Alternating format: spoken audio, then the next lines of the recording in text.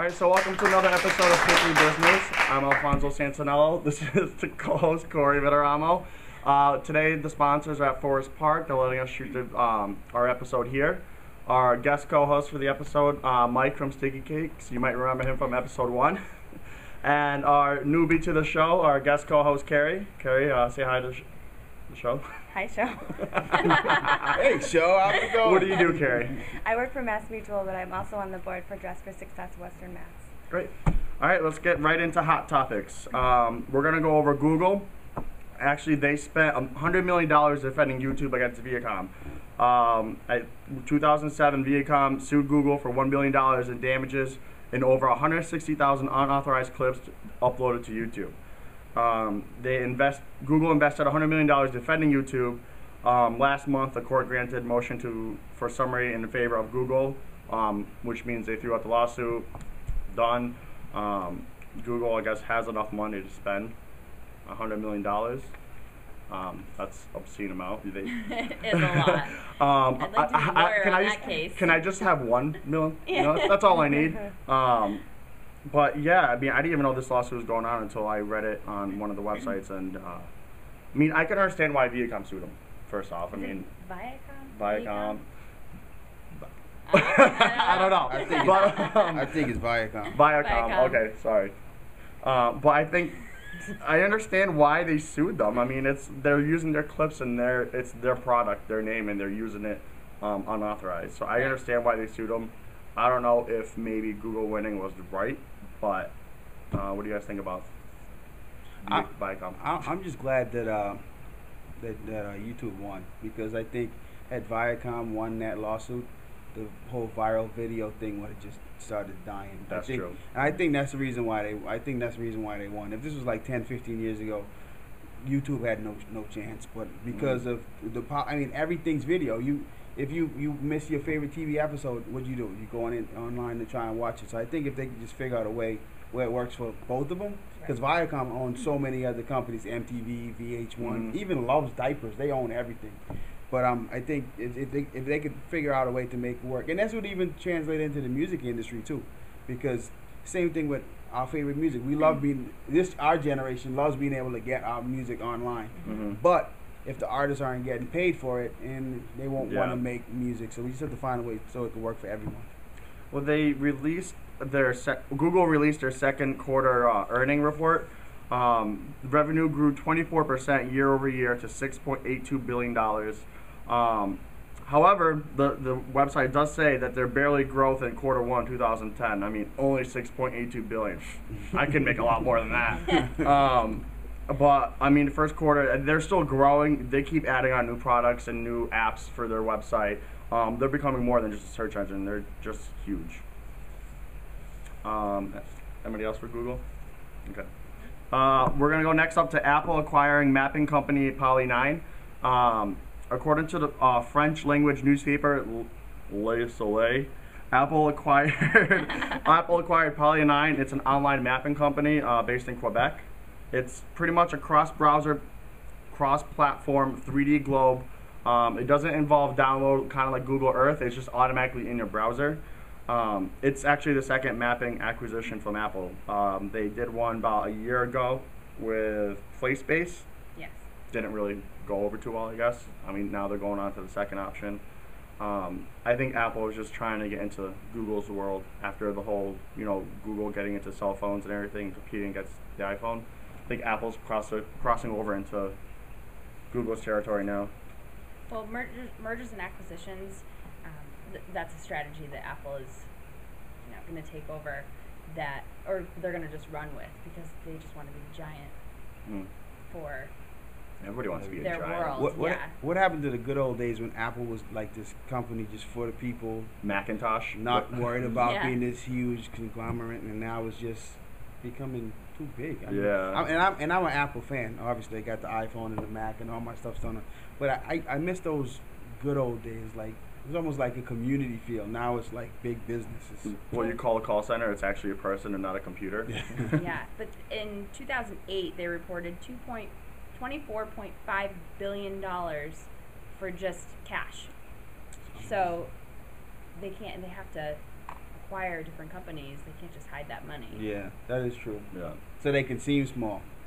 Exactly. Pay less taxes. Well, I heard that eventually they're gonna make their own search engine, kind of like Microsoft did with Bing and Google. I think they're stepping into making their own search engine. I don't know when it's gonna come out. I'm guessing maybe it's called iSearch. But That's a good one. yeah. But I don't know when that's gonna happen. But I read that somewhere along the lines that they're looking to get a new search engine. What did you say? 2 billion? 2 billion? 24.5 billion 20. I wouldn't even know I what to can't do even with that money. comprehend that. cash and short-term investments. un- I would Unbelievable. seriously roll around in that money, just like You'd be Singing, like, I want to be a billionaire. just make it rain, you know. Making it rain. All right. Excuse me. Let's go on to the next topic. Airline fees. They've been increasing. Air travel is picking up. The economy, you know, the economy's getting better. It's shaking off. It's stepping up. Even though there isn't that much more jobs in the job market, technically between now and last year, it is improving. So they're increasing airline fees because now people have money apparently.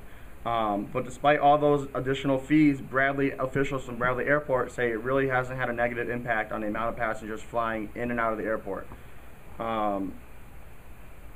Between the limits with the weight of the suitcases and the size and what else? There's a bunch of stuff that the regulations now. You might as well just don't bring anything with you. Don't travel with anything. Just bring your wallet and you're all set. They're gonna charge you for the color and the brand soon. The red suitcase. You're not allowed to wear socks anymore. Like it's getting a little ridiculous.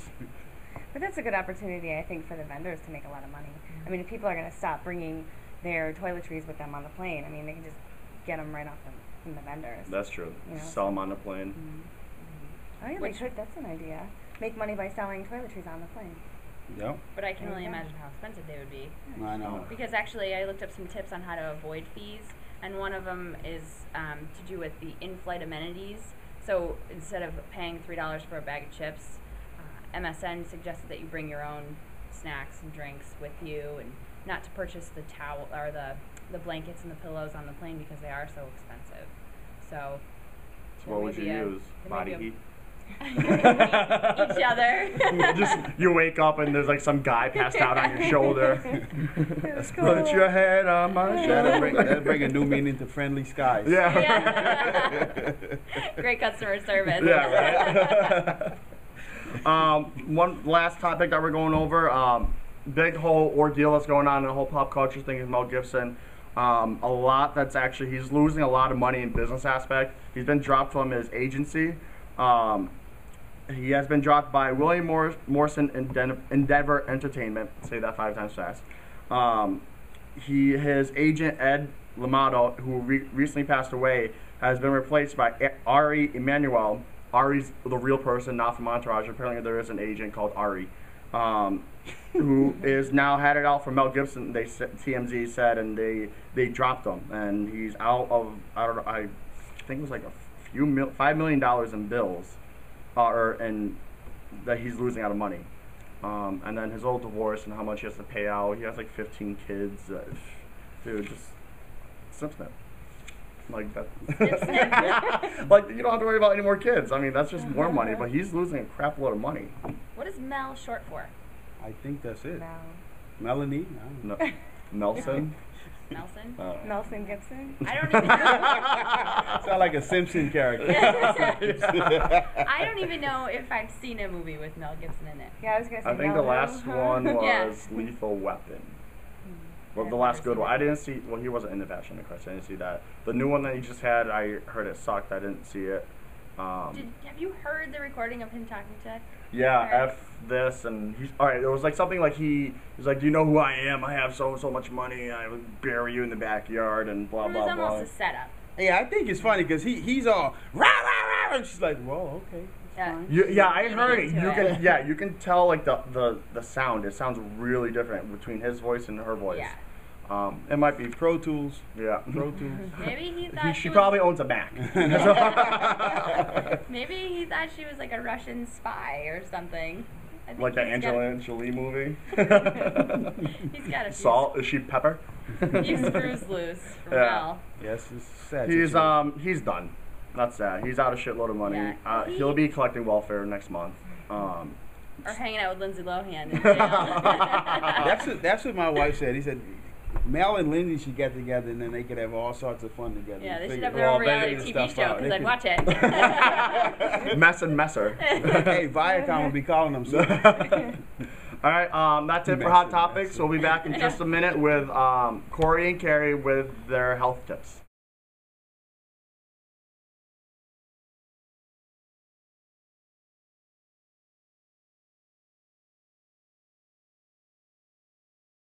There's one hot topic that we forgot to talk about, and it's the farmers market that's at Mass Mutual. Oh, I've heard about that. Yeah, I actually work for Mass Mutual, but there's a bunch of farms that are coming, and they come once a week to the Springfield office and to the Enfield office. Some of the farms, they provide produce. Ketchy Farm, is it Ketchy? How do you say that? Kashi? Kashi. Kashi? Well, Kashi. it's hard. It's Cecchi, whatever. Catchy looks good to me. They're providing produce. There's Austin Brothers Farm in Belchertown that provides grass-fed beef, which I'm a big fan of. Berkshire Mountain Bakery providing bread. There's Blue Moon Coffee Roasters, which is in Springfield. Just a bunch of things like that. And there was actually a huge turnout, lines everywhere. People were buying green beans and tomatoes, and I guess they had some chocolate bread that was a huge fan. It had chocolate chips in it, and everybody brought back. And it's a dieter's worst enemy, I guess. So it was really a great turnout. So how much do you expect to pay for things that you're buying direct from the farmers? It's pretty reasonable, and it's competitive towards any other farm that you go to. Green beans were 99 cents a pound, and the bread loaves were a couple dollars, and the coffee was about $12, but it's organic coffee and it's fresh roasted, so you might expect to pay a little bit more, but I mean it's comparable to Starbucks, and who knows where that comes from. But kind of moving on into buying locally and organic, there's just a lot of things in our food that we eat that we just don't even know. It's scary. It is really scary. I have a couple of facts here. For example, ground meat. Butcher cuts are much safer than pre-ground meat. A patty of ground beef can contain body parts from up to 80 cattle whose health is unknown. So if you want ground meat, I think you should go and get it ground fresh from a butcher.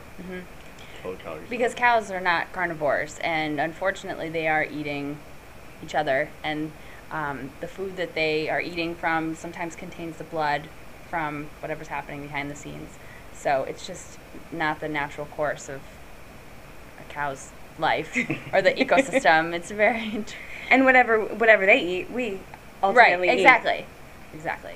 Another thing is something good to avoid are when you're reading the food labels for foods, avoid any additives, colors, preservatives, emulsifiers, thickeners, anti-caking agents. I mean, the list goes on. Read your labels, and if you can't read what's on the label, because if you can't pronounce it, then you shouldn't be eating it. Which is why you should be, supporting your local farms. There's also a website that I found. It's called localharvest.org, and it talks about participating in a farm share. And basically what happens is you become a member of a local farm, and they have the opportunity to sell you direct from their farm. There's a lot of advantages for both the consumer and for the farmers.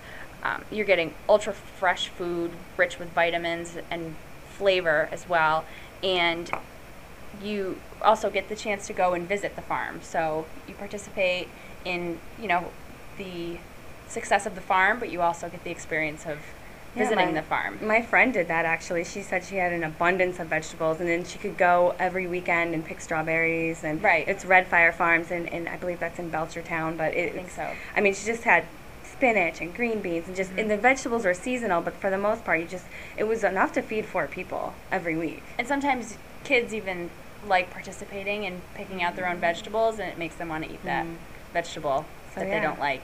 Go local. Well, did you have anything else? No, I think that's about it. Yeah. If you guys have any questions, feel free to go to our website, and we'll be happy to answer for you. Thank you. All right, so welcome back to our next segment, Funny Work Stories. It's actually a new segment that we created. to go over funny situations that happen at work. So let's go over some. I found some on the internet that are pretty funny. Let's see, there's one, it's from worsethanfailure.com, and it's entitled My Way or the Highway, and this is what it says. Oh, I'm sorry, the chief development manager barked.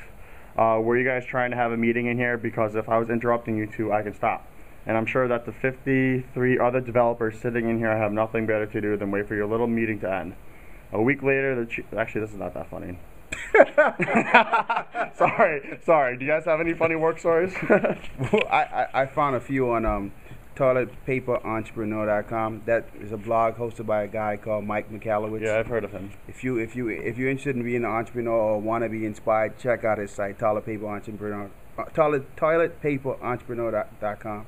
But this lady, her name is Vicky Donlin. I hope I'm not killing her name. But she was giving a speech for about 200 women about being balanced and, you know, women rule, this, that, and the next. And she looks down and realized she had 2 different pairs of shoes on. So she tried to think of a cool way to get herself out of that situation. So she said, yeah, you know what? No matter how much we have it together, sometimes we wear the wrong pair of shoes. So she puts her feet up, and then they see her feet, and they all were hysterical, and she became a superhero. So I thought that was kind of funny. That's cool. I recently sent one of my customers at work. In Microsoft Outlook, it prompts you for the name and you just hit enter. Well, I was trying to send it to my friend Dee, and I sent it to one of my customers, and it was the Bahaha video from Strictly Businews. That's and I didn't realize it till afterwards when she came back and said, I don't think this is for me, but it looks really cool. So I said, oh. I didn't know if she watched the video or not, but she said, it's nice to put a face with a name. Well, sorry. So. That's actually pretty good.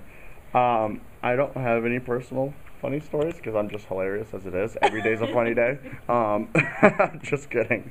I don't know. So we just want to know what your work stories are. Send them in to us. We'll share them with everyone. So if you ever went through funny situations at work, send them, email them to us, strictlybusiness@gmail.com. I'll print it out right here if you read it. Yeah. The more embarrassing, the better. Yeah. Just send, if you don't want your name mentioned, you don't have to have your name mentioned. Just send them over, and we'll share them with everyone. It's just a new segment we're going to start doing to lighten up some of the heavy topics, because we're heavy people. I am happy. Trying to lose weight. I know. Eat organic. Yeah, there's organic local markets. We'll be right back with Karen from PressMy.biz and WesternMass.biz.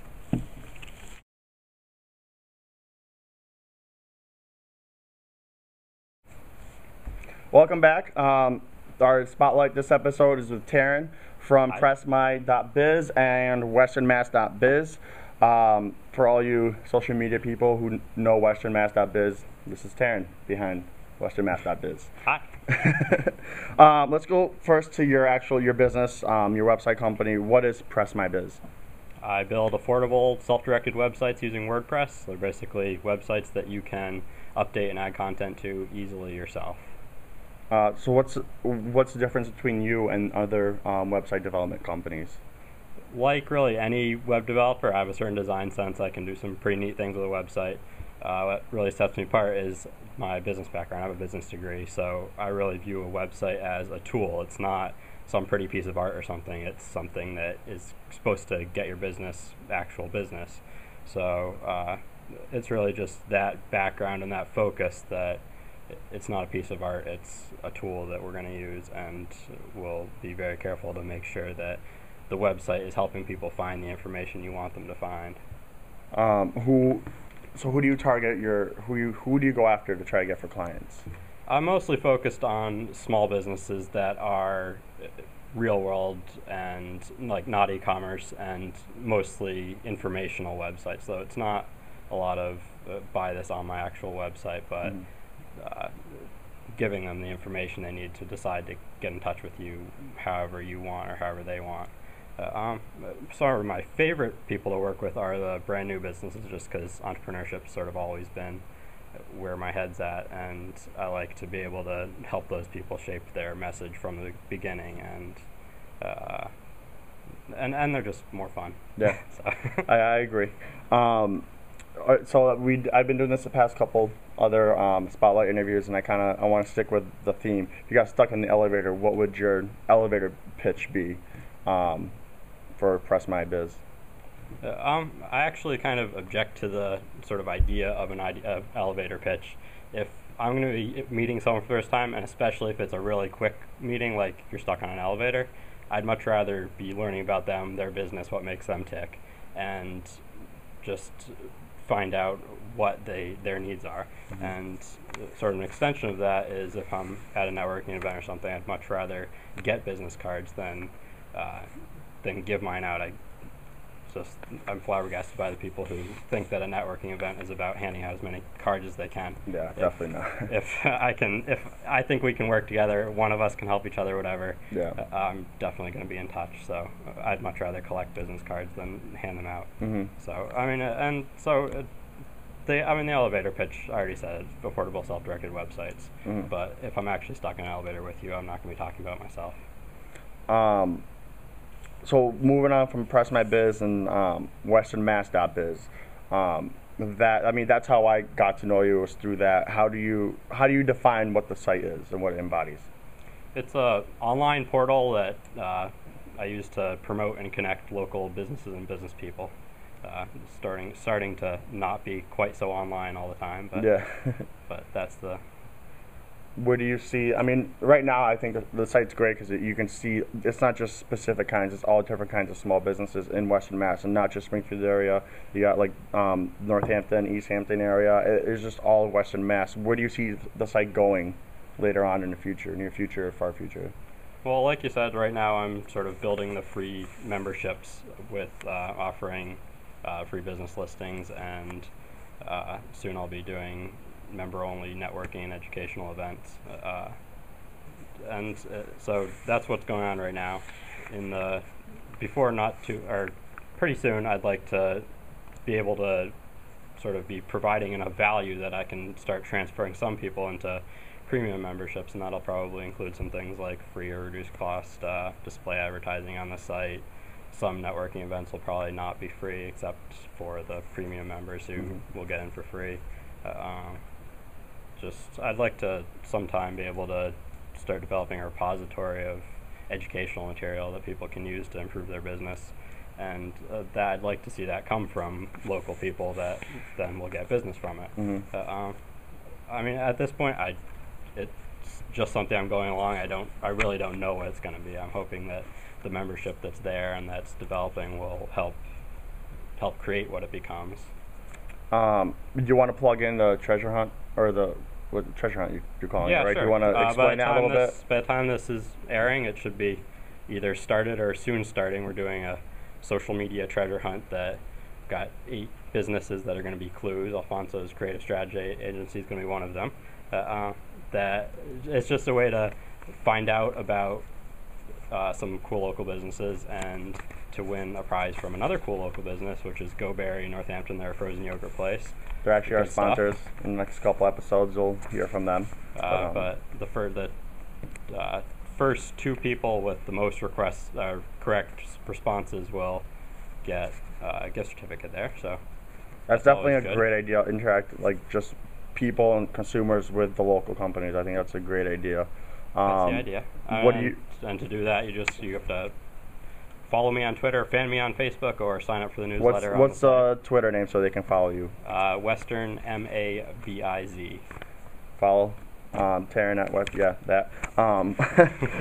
So what's next for after the treasure hunt's over for WesternMass.biz? What's your next step into growing the website? Like I said, I'm definitely going to be doing some real world events. I feel like there's some cool stuff going on with the tweet ups and all that, which everybody on Twitter knows about these things. They go to these things, but there are a lot of businesses and business people that just aren't that social media savvy, and they don't get to go to these kind of things and meet these kinds of people. So a lot of people on my website aren't these types of people. There's one guy who's signed up on the from a library, a computer at the library. He doesn't have one at home, so he's obviously not on Twitter. But so if we could connect those kinds of people to all the really savvy marketing types that are on Twitter and that are always talking about cool business things, I think that'd be really great. So I'm going to start doing some real events. First one's going to be a business book club. Hope to start that maybe the end of August or something. We're going to talk about, for the first one, it's Dale Carnegie's How to Win Friends and Influence People, which is just a really classic. You should read it even if you don't come to the book club. And then go on from there, hopefully get some more educational events and maybe some pure networking kind of things. And Cool. Just get more going in Western Mass. Great. Thanks for being here. You can go to pressmy.biz for Taryn's WordPress website company, and westernma.biz for westernmass.biz, and you can follow for the treasure hunt and all the events that are coming up in Western Mass. That's it for today's episode. I want to thank Carrie for coming in and being our guest co-host, and Corey's assistant in the health tips, Mike from Sticky Cakes for coming on for guest co-host, and Taryn for being our spotlight. We'll see you all next episode. Thank you, Al. Thanks. You're welcome. Bye.